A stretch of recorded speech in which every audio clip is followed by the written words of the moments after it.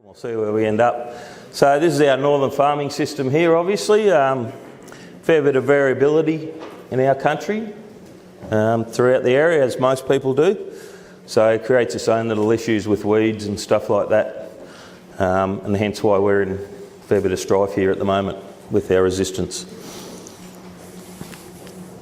But still a great place to live and farm, but even so. We've all seen these slides before saying we're buggered because of weeds, and if we can't control it, well, we're in strife. I'm not going to go into a lot of that, you all know that anyway. But to explain why we're at where we're at now, we probably need to go back and have a look at a few of the issues we've started with back in the past. 99, obviously didn't have any photos before then, probably didn't have a computer I suppose, but obviously phalaris. We've got ryegrass issues in the area for a long period of time. A few wild oats now stuck in amongst the wheat crops over the years. We've obviously been using residuals for a long time in certain crops to varying degrees. I think that one might be flame in mung beans years and years and years ago, but I don't know if that's registered yet. But anyway, that was before we had balance in chickpea crops. Before guidance. I remember all those days, weren't they fun? We went into the zero-till systems with the stubble, to make our farming systems better, and it worked really well, but then this little bugger turned up, fleabane, and became a big issue. We started double knocking, I suppose, in 05 on our farm, because mine was a trial farm before I took it to growers. I tried it first to make sure it worked reasonably well. We also went into generic glyphosates around that time, and we started getting differences between quality control, I suppose, and that probably didn't help our cause at all. Still had plenty of weeds, but the herbicides were sort of working not too bad, but we also started to see a few escapes around this time in crop. Used a bit of Madafin back in the day, sort of making our way back to these products as we get into more and more resistance. But we're also importing weeds in with our seed, and that was a big issue in our region for a long time, whether it was commercial seed or it was farm address seed. So that's been a real big issue for the industry, and it hasn't got any better, even though we've got registered seed growers. Well, not really registered, but we're buying seed off companies that are still letting weed seeds in with the stuff we're buying for $1,000, $2,000 a tonne, which is a big problem for the industry. And of course we've got these bad boys making their way back into our country at the moment again, and in about 12, 18 months time I reckon we'll have a fair few issues coming forward out of that from you buggers down south. Barnyard grass was the entitlement of the first resistant barnyard grass. Cookie, he's there in the front row. So we found this in 2007. It actually came from the neighbour's place over here. Wasn't me, but we had to sort it out. And I'm blaming these little buggers for doing it. Or it possibly could have been these fellas, I'm not sure. So that's where the barnyard grass came from. It took us a long time to realise it was resistance. We just kept blaming glyphosate, spraying, drought. Got a bit dry in this shitty bit of soil here where we had it. But we've still got blokes running around like that back in the day, and that certainly didn't help us. Stubble cover, we obviously got 50 litres of water, was a big issue for us back in the day. Wide rows, we talked about that earlier. All our legumes was on wide rows originally. We're probably 15 inches, probably the basic row spacing of our cereals still up here at the moment, just because we struggle a bit with the stubble. Wide rows in summer crops is still the way we do it up here as well. So these are all issues that have led to our problems. We probably went into a lot of residuals in summer fallows back in 07. We started doing that. That's just a photo the other day of the mist strip of taudon. They're the numbers we're sort of always dealing with in our farming system if we're not on top of it. So Northern Grower Alliance has probably been a godsend for us in this region. GRDC funded, obviously. We've been doing work with this for as soon as it started. I think it was 2007. If we didn't have that, we wouldn't be where we are now, because we wouldn't have the facilities to keep up with the research. So it's probably where we started. We've got this little slide here. It's probably the only graph I got, I reckon. But it's showing non-residual herbicide use over time with residuals. So, you know, one's going down while the other one's going up, and that's coming with especially in summer crops with cotton. So a bigger reliance on glyphosate, obviously, and that comes with a few issues. So in 2013 we were questioning resistance with a few weeds. A few ideas we came up with only small numbers. We were doing that instead of chipping. And now we have resistance to that as well. It took us a long time to get there because we didn't bother doing a test because we just assumed we've got resistance now. So that's Johnson's grass. I think Mike confirmed that the other day, didn't you, Mike Welsh? Yep. So resistant to glyphosate, awesome. Milk thistle, obviously we discussed that. We've obviously got glyphosate and group A resistance in our ryegrass in places now. And the Brazilians, aren't they awesome? So they've just canned it, apparently. So there's some fun to be had there, I'd imagine, going forward. You look at these photos, yeah, they don't look that threatening. You know, a couple of nice little weeds there, but when you get them in the paddock, it's a bit of a different story when you start getting issues like this with barnyard grass. It doesn't take long to get you to that stage if you're not watching, or even if you get a dry summer, it becomes a real big issue. Rhodes grass. So this is one from the Liverpool Plains we've had before, which is divided down a waterway between two farms with different history. Glyphosate use, herbicide use it should be. So that's the issues they got there. One side works just with a split of a waterway and the other side's not, and it all comes back to what their history is. That's glyphosate, obviously. It's nothing new. Vineyards and all that have had it for years. We're just pouring our money down the gurgler at the moment. So that's where we're sort of up to these days, and what sort of happened to us. Sort of didn't really catch us by surprise, but what have we learnt? Herbicide resistance is a real and escalating issue in the north, but it appears in most of the other regions as well. So any of the, when we do our Northern Grower Alliance catch-ups, all the issues we bring up in this region, everyone else is sort of talking about in other regions as well. So it's not just, I think it's pretty much Australia-wide, it's just different weeds in different regions. So we're not on our own. Testing escapes was the key word, management practice, to see what worked, but we just assume we've got resistance now on all our weeds, and we try and do the best we can with what we've got at the moment. No single product or strategy will solve the problem, but the industry must, as a whole, come together on this, because at the moment it's just, you know, top 10% of people that have got resistance are working really hard on it, and a lot of other people are just, oh well, it'll just maybe a bit dry when I sprayed, or, you know, my job didn't work that well, it's a bit windy or whatever. But yeah, stole this one from Gary Onus years ago. We did a talk together. I thought it was quite a good one. What does 99.9% control mean? 1 hour of unsafe drinking water, 4 unsafe landings of Qantas jumbo jets each year, 540 lost emails, 250 newborns dropped on their head by doctors each year, 12 parts missing from a tractor, or the most important, 13,250 stubbies produced every year that's unsafe to drink. So it probably needs to be 100% control if we do it. Residuals and the issues involved with them, they're not simple, and there's a lot of things to think about when you're applying them. Plenty of products we can use. They all have a different impact on the next crop. So knowing your rotations is really, really critical. And remembering what you've done is also critical, because farmers have this tendency to apply these products and then go, oh no, I'm not going to plant something else now.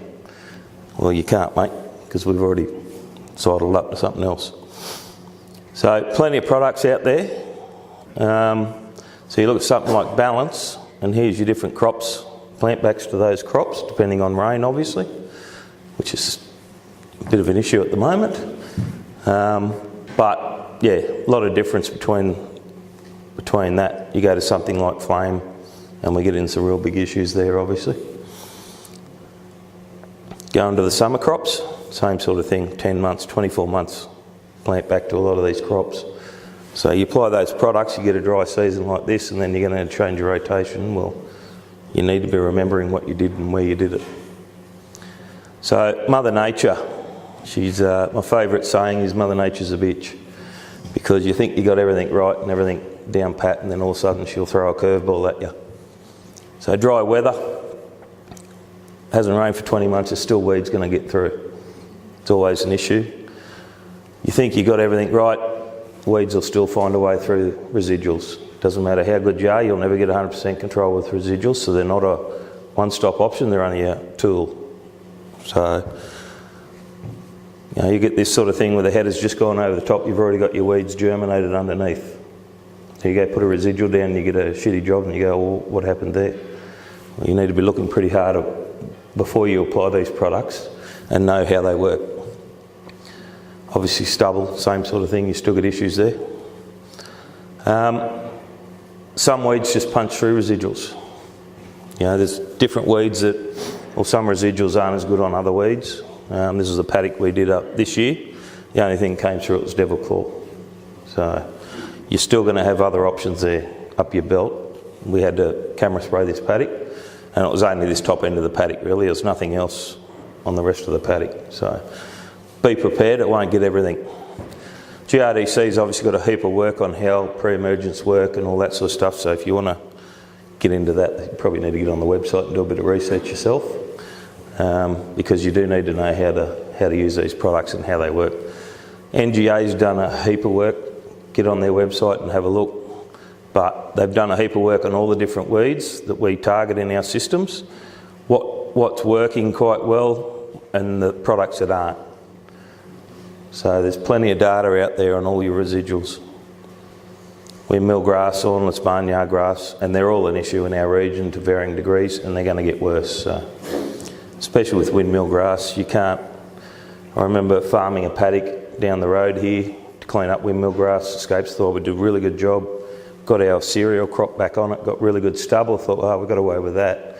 Then we got a howling wind from the stock route and it just blew it. It was about that thick all the way through the stubble, and I thought, well, that was a waste of time. So it's going to be an ongoing thing, and we're going to need tactics to attack it.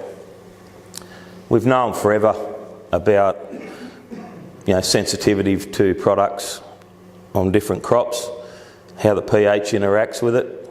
But now we've got the new chemistry, you're probably going to need these useless bastards, the agronomist, to help you out on that, because the chemistry coming through, you'll start seeing things like this. So this is Spinnaker damage in faba beans, which everyone thought was taught on, which has been around for a long time. Will rear its head on acidic soils. So that's the sort of damage you'll get. You know, you've got Group B damage in sunflowers and cotton over the years we've seen. Even balance, cold wet seasons, you'll get a lot of damage from that where you've had double ups and stuff like that. So these are all the things you need to be aware of, that you're going to see issues in the paddock somewhere with residuals that you haven't seen before, because they always rear their ugly head. That's sharpened, I think, before it became released. We did some trials on an old mate, overlapped a little bit much on one when, you know, damage in barley. Never seen it since, but we saw it when it first came out. Box of Gold in Durham, we had some damage there one year. Poor application in the end, but that's the sort of things you need to be aware of. This NGA research here, same sort of thing, bit of triflow. Be wary of all these things. Obviously NGA's done a heap of work on it. Disc versus time planter, as mentioned earlier, plays a big role. even with the summer residuals, if you're going back in the next crop, if you've got problems, maybe a tine might be a better option, depending on the product and how far down it moves. Yeah, so it's just a bit on crop safety with the different products. So there's a photo of flame damage in chickpeas, 2013, dry summer. We've got a fair bit of damage from that, and that was a wheat crop right next door, same thing again. So all these things, if that was probably lucky we saw that. You had half the paddock done, changed the rotation.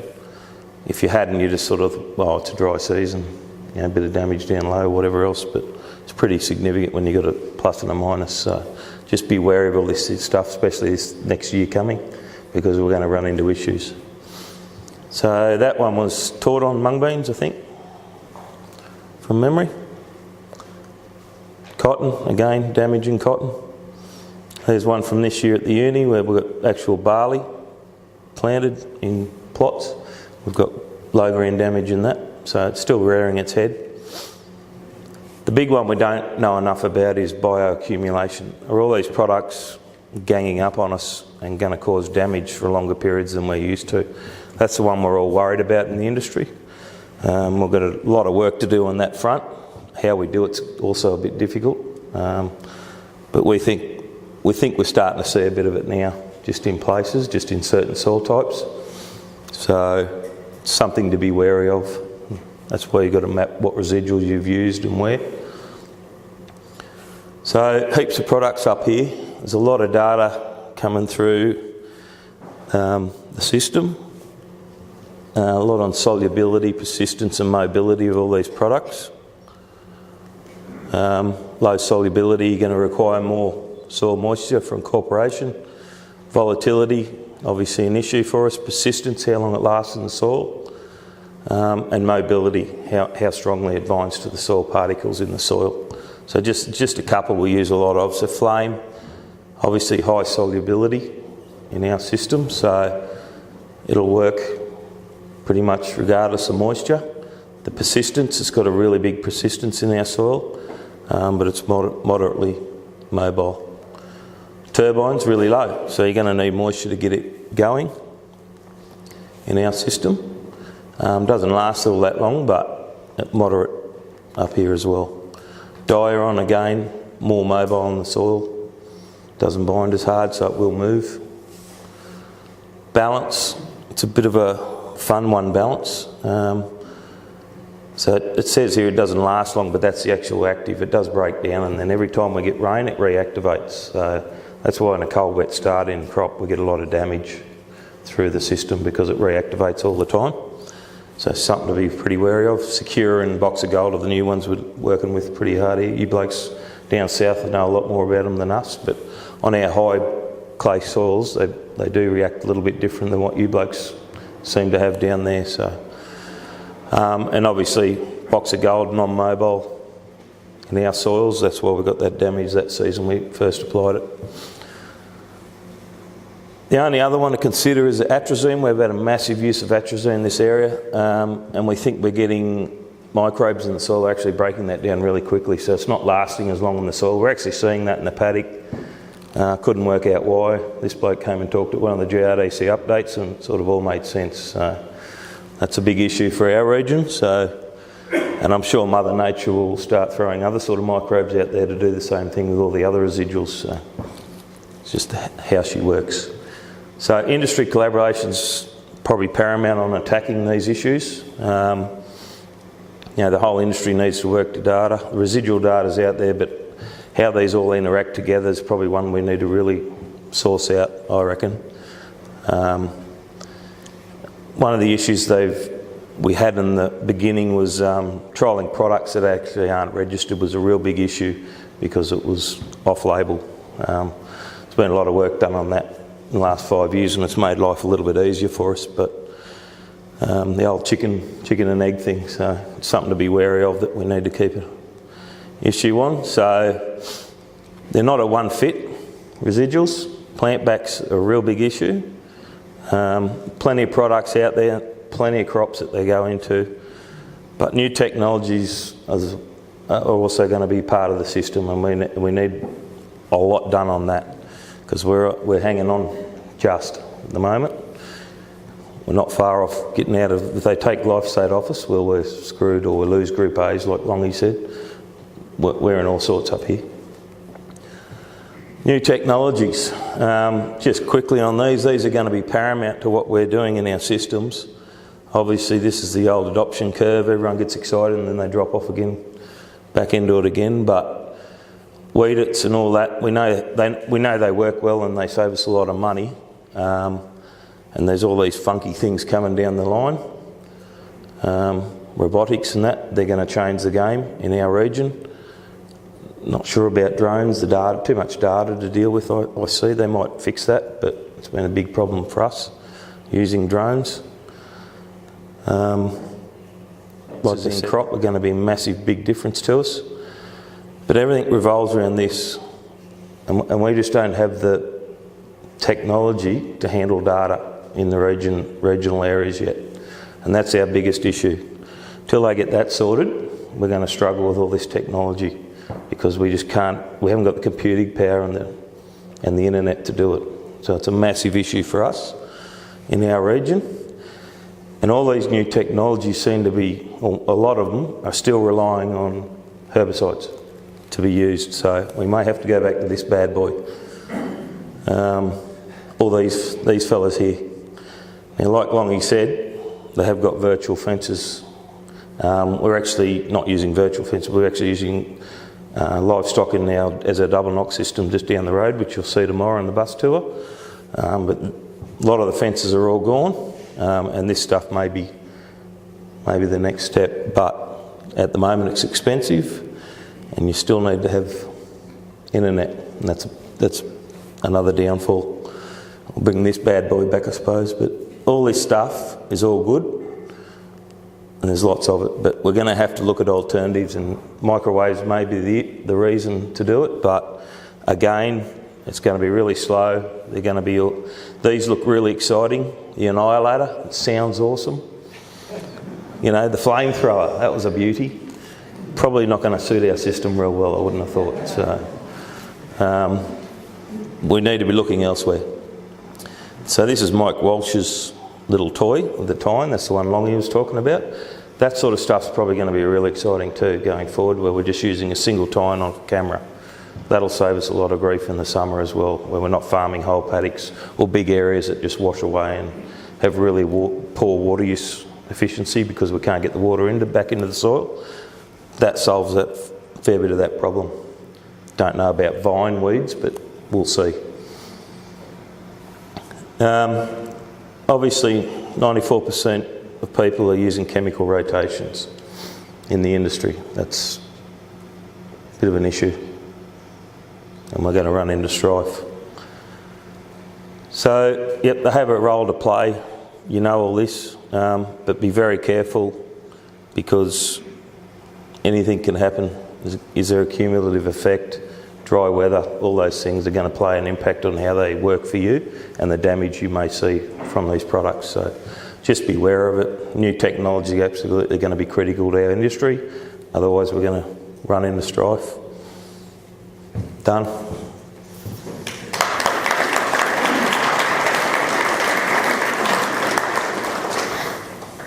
Any questions?